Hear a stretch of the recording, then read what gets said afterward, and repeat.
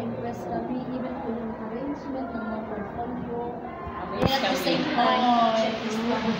Deserve naman yung benchmarking. Congratulations. Sa akin, kaya Copy paste. Matutuwa yan si Sir, of course. So, thank you so much, Ma'am Delma. So, ibig sabihin, hindi po tayo nagkamali na isa to sa mga recommended as one of the places where we can benchmark talaga for our reference and for our implementation. So, next, tawagin natin si Ma'am Gina, investor from Santa Justina National Library.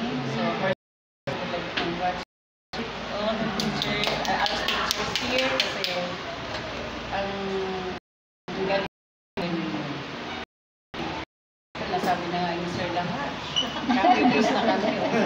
So, ano ko lang, isa lang sa napansin, may plastic na yung ginawa. So, siguro,